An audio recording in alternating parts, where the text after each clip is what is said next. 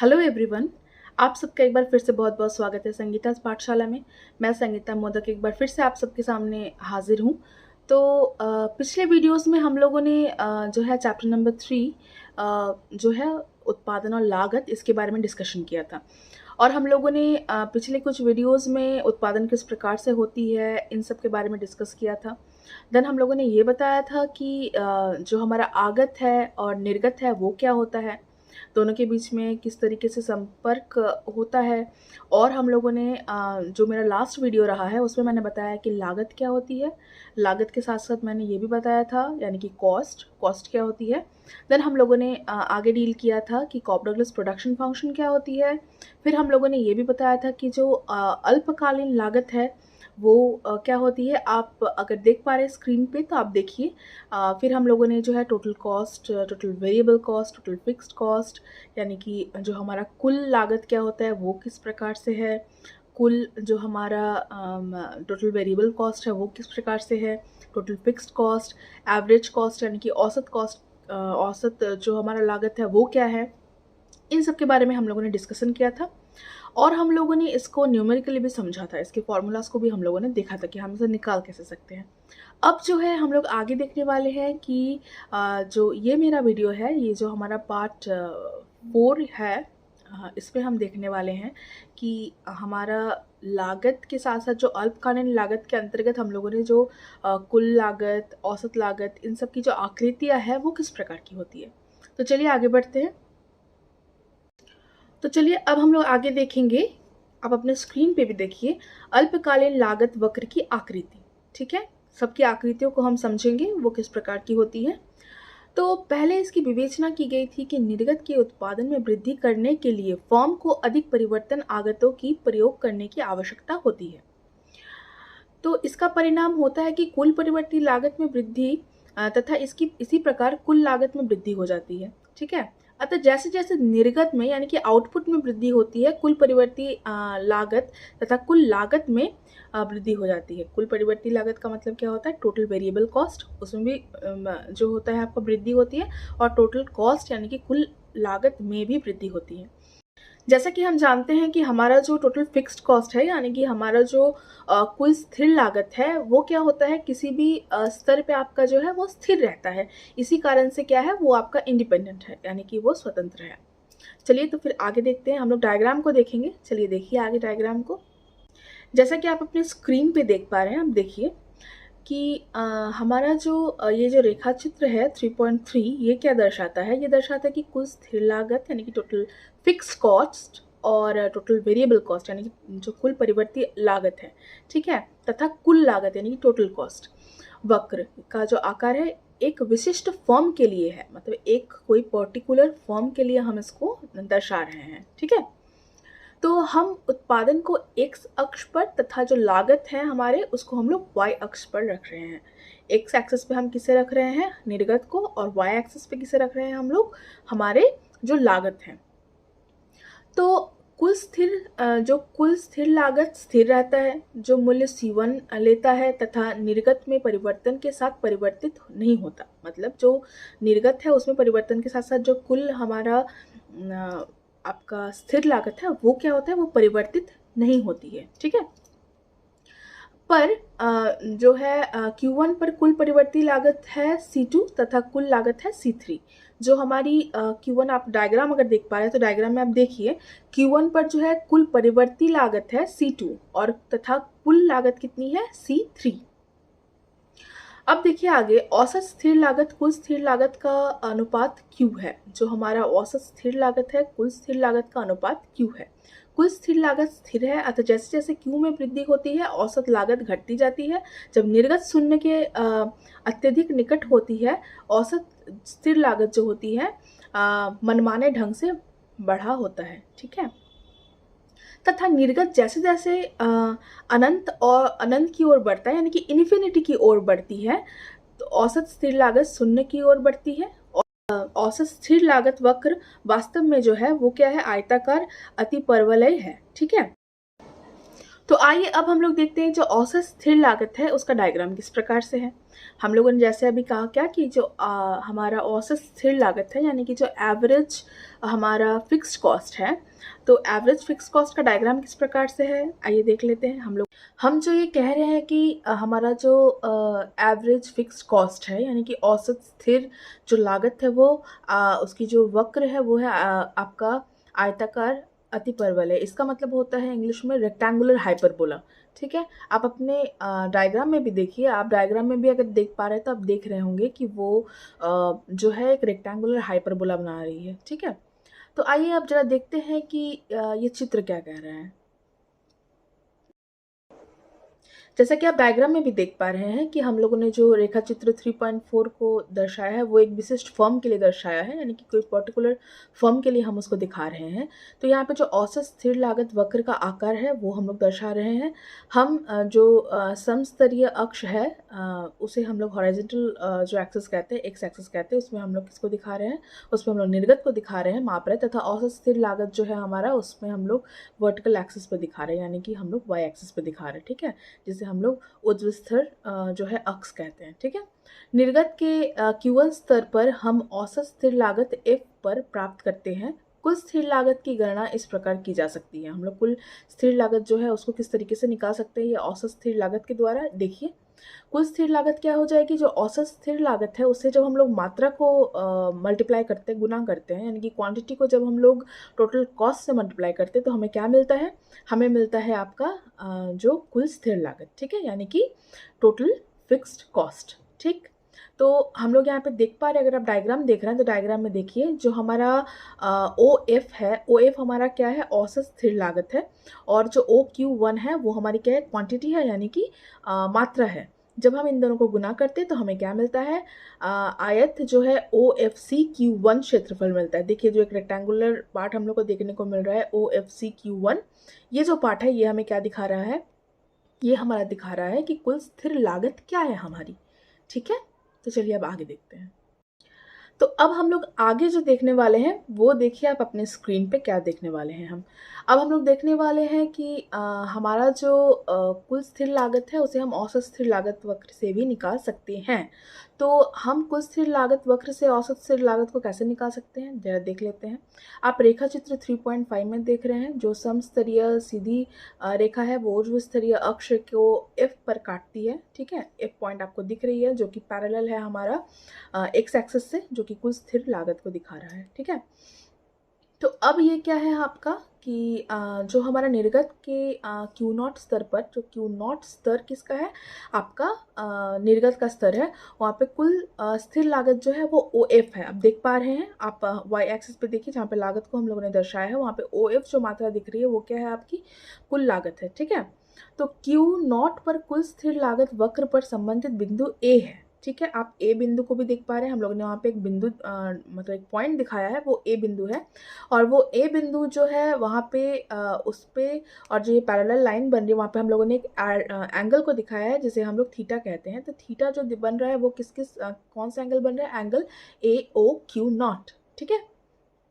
Angle A O Q nought हमारा क्या बन रहा है, जो एंगल है उसके द्वारा हम अभी दिखाएंगे कि हम किस तरीके से इसको निकाल सकते हैं। तो जो क्यू नॉट पर औसत स्थिर लागत है, यानी कि औसत स्थिर लागत जो होगी वो क्यू नॉट पर क्या होगी, तो हम लोग वहाँ पे दिखाएंगे इसको, टैन थीटा निकालेंगे। यहाँ पे टैन थीटा का मतलब आप जानते हैं परपेंडिकुलर बाय बेस, यानी कि पी बाय बी।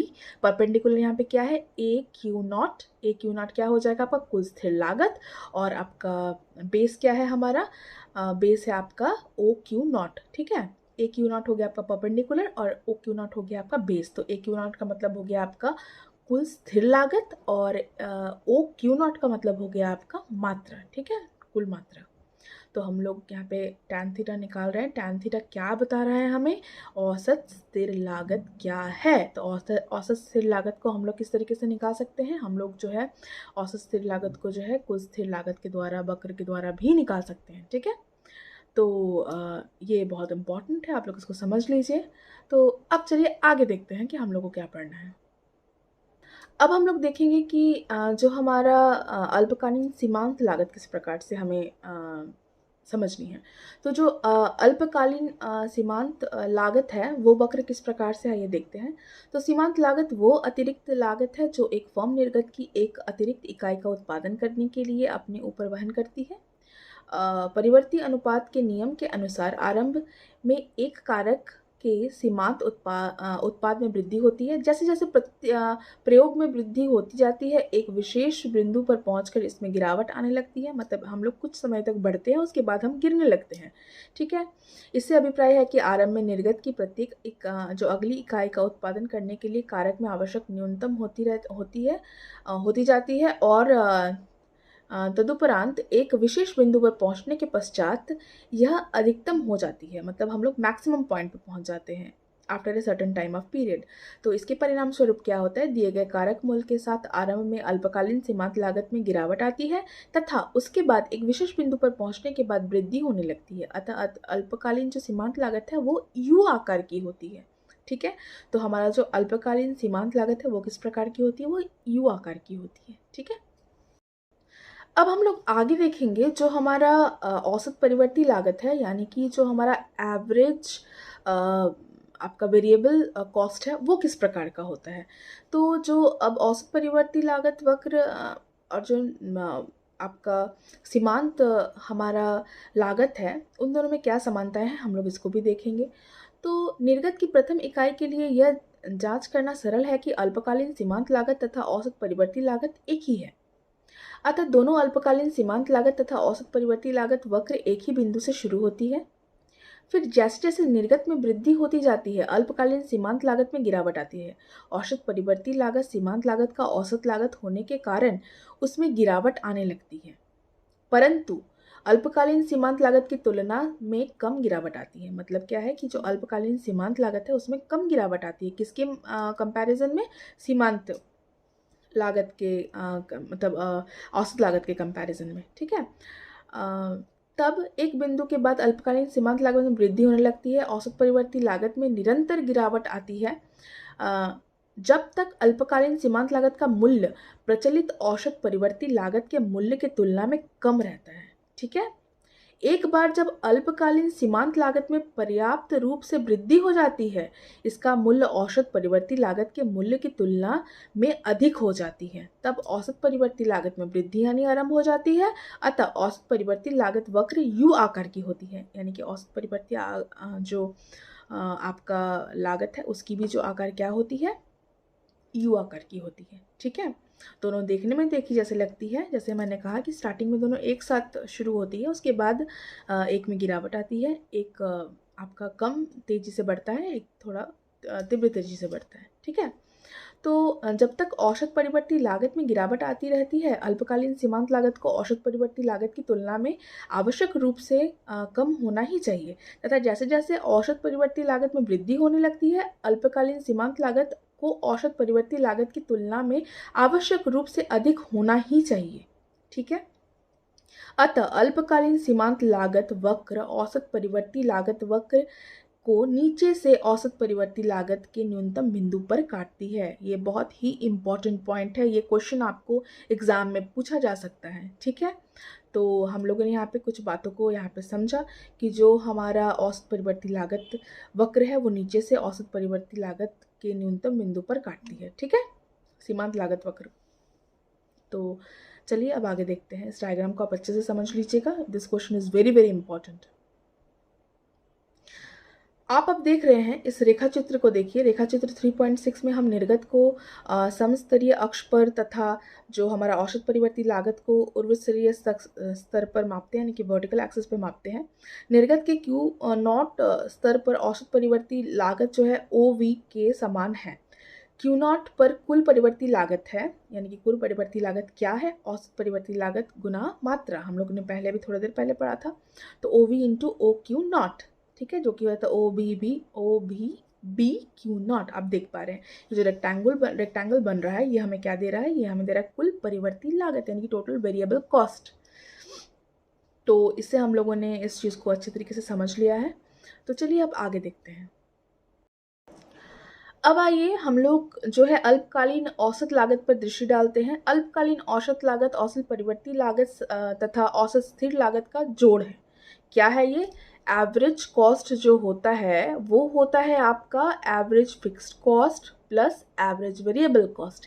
यानी कि जो हमारा अल्पकालीन औसत लागत है वो क्या होता है? अल्पकालीन जो आपका परिवर्ती औसत परिवर्ती लागत और अल्पकालीन औसत आपका स्थिर लागत का जोड़ है। ठीक है, तो आरंभ में दोनों औसत परिवर्ती लागत तथा औसत स्थिर लागत में गिरावट आती है। जैसे जैसे निर्गत में वृद्धि होती है अतः अल्पकालीन औसत लागत में आरंभ में गिरावट आती है। AVC यानी कि एवरेज वेरिएबल कॉस्ट यानी कि औसत आपका परिवर्ती लागत बढ़ने लगती है, लेकिन AFC यानी कि एवरेज फिक्स्ड कॉस्ट यानी कि औसत आपका स्थिर लागत जो है लगातार गिरती रहती है। प्रारंभ में जो हमारा AFC में गिरावट AVC के वृद्धि की अपेक्षा अधिक होती है।